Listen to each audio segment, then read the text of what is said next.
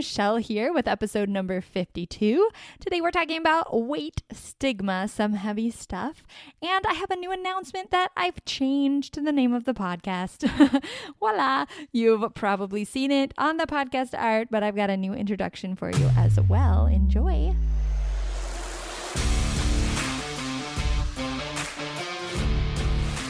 Welcome to the Cut the Stress show, formerly the I Cut the Mustard show, where you'll learn how to stop stressing, stop stress eating, and finally create the body that you can enjoy forever. If you're ready to lighten up, pun intended, then you're in the right place because you shouldn't have to hate creating the body that you love. All right, let's dive into it. I just wanted to start with a quick story. One of the clients that I was coaching about weight loss mentioned that, through the course of our conversation, she was talking about how whenever she's thinner, she feels more protected because she feels like people take care of her more. And whenever she's big, she has to take care of herself. And we kind of explored where that came from and what that meant. But it got me thinking about weight stigma in general and what are the things that people are saying to you if you're overweight? Or what are the things that you're thinking about people who are overweight?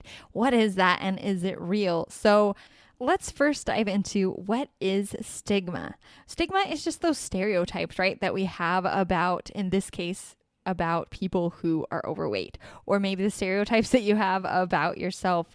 But I oftentimes talk about how most things are just a made up story in our heads, right? And we get to choose what we think about the world and about ourselves, which is absolutely true. And we'll get into that more. But it begs the question then, are we just making this up? Is it just something that I'm hypersensitive about? So I'm noticing it all the time, but it's not really happening? Or is weight stigma really happening?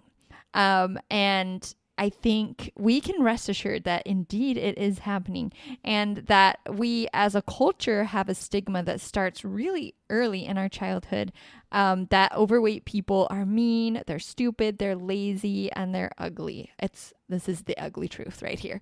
So I've been reading Dr. Greger's book, How Not to Diet, which is a mammoth of a book, but it goes into great detail about a lot of things. And he mentioned several studies that they've done, both people perceiving that weight stigma and having people say things to them and the experiences they've had being on the receiving end. But then he also mentions several studies that they've done where they measure, show kids pictures and like, who's your friend? Let's rank these people, and who would these people be in terms of who would you choose as your friend? Or like asking physicians, what do you think about people who are overweight, and like rate what you're thinking about them. And it's just really intense. And I almost honestly started crying reading it this morning because such intense stuff. But in general, our perception of people who are overweight is not a good one, right? I mentioned mean, stupid, lazy, and ugly because that's what came out of one of the children's studies that they did. And awkward, unattractive, ugly, non-compliant, that's what physicians were saying. So there's like this real stereotype that is really sad. And I think kind of ignored in general. Like we're not as adamant about counteracting this stigma in the same way that we're very vocal about racial stigma and stereotypes and all those things. But weight sometimes kind of just gets brushed under the rug. But it's this real thing. So why do we have it and why do we do it? And in the book, Dr. Greger mentions some real things that states have been doing to some weight loss initiatives, childhood weight loss initiatives that states have been taking in order to help motivate people to lose weight. So the stigma comes out there. And one of the guys that they were quoting who was involved in this had his own battle with addiction. And he was saying that like the shame of smoking was really motivational for me to stop smoking. And this is from a man who's in charge of signs like, it's hard to be a little girl when you're not. So we as a culture, we internally on ourselves like to shame people who are overweight, and we like to shame ourselves if we're overweight because we think that's somehow going to be motivational in helping people lose weight.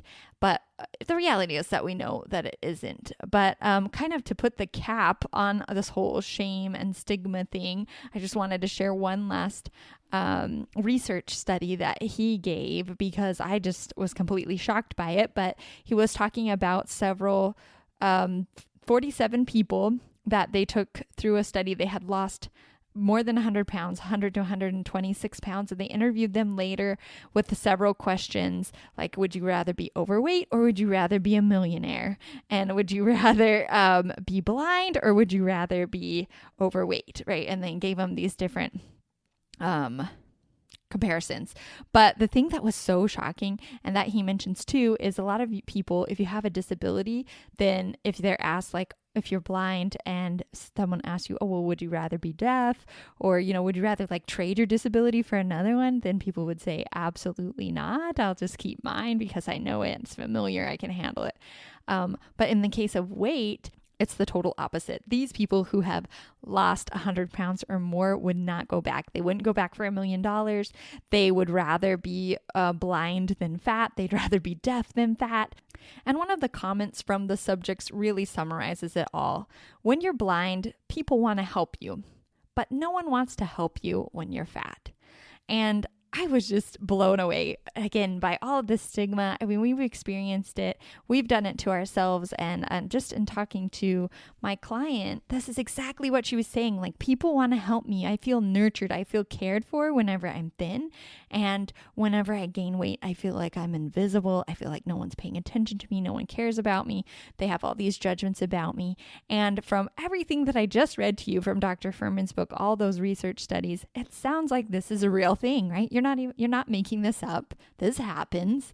It happens on a regular basis. And I'm sure you probably weren't questioning whether or not this happens, right? But I just wanted to reassure you that it indeed does. It is a barrier that you have to overcome if you're overweight. And even if you're not overweight, it's a huge fear that we have, right? Or maybe you were overweight and you lost weight and your fear, you don't want to gain it back again because of this stigma, this stereotype that you're going to be shamed if you have extra weight. This is a real thing. So my next question then is, what do we do about it? What can you do about it? So I think recognizing it is key and checking in with yourself. I'm always talking about how we should start with observation, but I think there's 3 different ways that we can observe this here. Number 1 is observing the stigma, the words that people are saying to you. What's happening to you? What thoughts are you having about that stigma? What thoughts are you having about the things that people are saying to you or the things that people are thinking about you, which you guess you don't really know. But what are your thoughts about that? And then the next part of it is what thoughts are you having about other people? How are you perpetuating this a stereotype and this stigma on other people?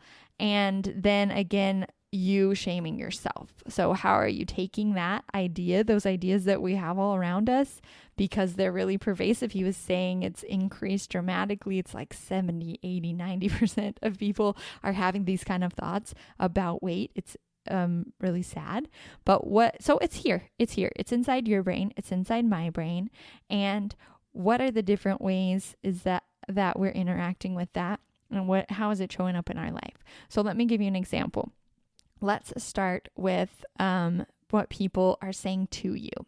And I've never been very overweight. I think the most overweight I've been is 15 or 20 pounds partly because I was so afraid of gaining weight. Everyone told me as a child, my family all struggles with being overweight. We have that overweight gene where it's just easy to gain weight. And I remember being so afraid of that whenever I was a kid and not wanting to ever be fat. And I think that's part of the reason why my body decided to give me digestive issues instead, because when I've ever gotten up there and started gaining very much weight, then magically I just get sick for like 2 weeks where I can't eat anything.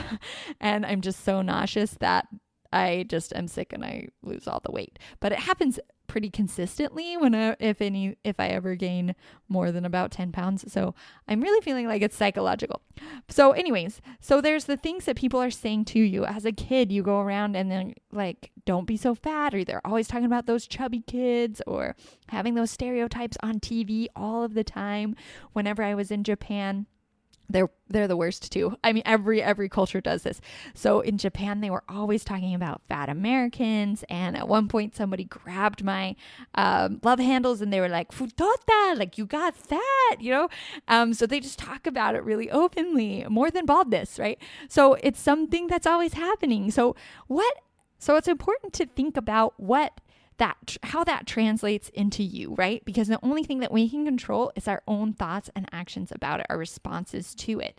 And it's there, it's definitely out there. So what is our reaction to it? And in my example, I mentioned that I heard this, right? I knew the standard. I felt like I couldn't be fat. I guess I'm not sure why. I'll have to dig in a little more about what my thoughts were about it, but I just knew that was bad. That was something that I really didn't want. And what are my thoughts about it? I ran away from it. I was afraid of it. I was determined not to have it, so much so that my body internalizes that, right? And solved the problem for me. But for many, many of us, it's the opposite, right? It's that weight, that stigma increases the stress, which increases your cortisol, which makes you gain more weight. Or you're so afraid that you start to go and stress eating. And so then that makes the problem worse. It's this big weight that's on you in addition to all of those other stresses that we have. So what are you thinking about what other people say, and what are you making that mean, and how is it showing up in your life? Following that model that we usually do of taking those thoughts and really breaking them down. What thoughts am I having about the things people are saying? How does that make me feel? What actions do I take from that place? And how does it show up in my life? That's what's important. It's not important. What they're saying is less important as what you're internalizing and how you're responding to it. And we can do the same thing in all of these areas. What am I saying to other people? When I see someone who's overweight, what am I thinking? And how does that make me feel? How do I act when I'm feeling that way? And what results do I get? So maybe I'm thinking terrible things about people who are overweight, right? Maybe I'm having a terrible thought about somebody one day, and so it's making me feel like I don't want to talk to them, or I don't relate to them, or I'm judging them and who they are and what they're doing in their lives. And so then I am distant and I don't connect with them as well, right? So that would be one way that it might show up in your life. You might end up saying something terrible to them, right? So what results are happening in your life in that way? And then shaming ourselves, right? Oh, this is such a big one. Man, we are always beating ourselves up, aren't we? That I do it, and even whenever I gain a couple pounds, I'm like devastated, right? It's easy to just be devastated by any weight gain. And I notice myself fixating on that and really wanting to get rid of it. Why is it such a problem to us? Why is it such a big deal for you? Uncovering that is going to be huge. But this one, I think, is where we really need to start first. What are you saying to yourself about yourself? I think whenever I was listing all of those things that people were thinking about you, if you're overweight, I imagine, like me, you're feeling a little bit angry and offended. How can people have those thoughts about other people? How can we as a culture be treating people that way? But whenever you turn it in on yourself, it makes total sense, right? Because what are you saying to yourself when you're overweight? What are you saying when you look in the mirror and you see yourself? Things like, I know you're saying this because I hear my clients say it. Things like, I've got to get it together. I'm so fat. Like, I'm so ugly. I can't do this. What's wrong with me? I'm so disgusting. Like, you can barely stand to look at yourself, right? So it makes sense. And it's, again, the chicken and the egg kind of thing, right? It builds on itself. But whether you were the one who started to think that about yourself or whether it was planted in you by somebody else, it's probably this cyclical thing, right? But the truth is, if you're having those kind of thoughts about yourself, if you're not cherishing yourself, then you can't expect other people to cherish you, right? We project onto other people how we want to be treated. And even though this is the hard truth, if we want the stigma to change, we've got to start with ourselves. What are we thinking about ourselves? Number one, fix that.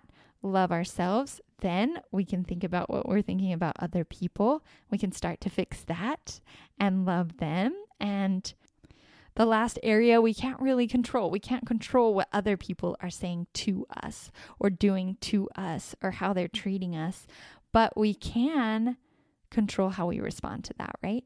And if you take care of you first, if you genuinely have your back, if you look in the mirror and say, you know what, I love you, I cherish you, I'm going to take care of you, I'm going to help you, even if no one else will, I'm here for you, I've got your back, then you go out into the world and you've still got your back. If you talk to yourself like that and you treat yourself like that, then when someone else makes a rude comment or treats you unkindly, you can just be so confused, right? Because what are they even talking about? They must be confused. They don't know me. I've got my back. I know I'm amazing. I know I'm wonderful. And I love me. I cherish me. So they must just not understand me. They don't get me, right? And you can be confused and you can let them just stay in their own little story, in their own world, and you can keep loving you and it doesn't have to bother you. And I feel like I'm about to cry. This is like an emotional one for me. But I just want you to know that, yeah, it's real. Yeah, it's a barrier. You know what? It is absolutely normal to be overweight. 71% of the population is overweight or obese. So that's totally normal, right? So in order for you to start loving yourself and start losing that weight, you've got to be extraordinary. That's just the name of the game. If you want to lose weight, you can't be normal. You can't do the same things that everybody else is doing because they're not eating the right foods. They're not exercising like they should. And they're having all this weight stigma in their heads. So for you to lose that weight and start loving yourself, you've got to be way better than normal. You've got to be extraordinary and reach into the depths of your soul and find that love that is there for yourself. And start believing it, believing that it's there. And that's how you stop stressing. That's how you start losing weight. That's how you start treating yourself kindly and reversing this stigma that you see out in the world and in yourself. And I just want to leave you with this. I know that it's hard. I know that it's a lot of work. But I'd rather wear myself out working hard, figuring out how to love myself than be exhausted at the end of the day because I beat myself up all day for being fat and ugly and lazy and all of those things. I would rather spend my time trying to figure out how to lose weight, how to care for my body, how to stop overeating, even though I keep going back to it every day. I'd rather put my energy into that than giving up and putting my energy into brooding over all the things that people are saying to me and saying terrible things to myself. So my message is, yeah, it's hard, but it's hard either way. And you might as well be extraordinary. You might as well be better than normal. I know you have it in you. You've got that love deep inside of you that you can reach in and find whenever you need to. And I just want to clarify that you're amazing. You're extraordinary already. You already have what it takes. And you don't have to lose weight in order to be extraordinary. You're already there. The process of losing weight, the process of loving yourself is just helping you see how extraordinary you already are. So if you're ready to be better than normal, because you already are, if you're ready to start seeing that you're better than normal, that you start seeing that you're extraordinary, then do the work. Do it. Wear yourself out every day trying to remember that you're good enough. That's my message for today. Have a fabulous day. Bye-bye. Yoo-hoo! Thanks for jamming with me. If you enjoyed it, go ahead and click subscribe before you leave, and I'll see you next time for another great episode of the I Cut the Mustard Show.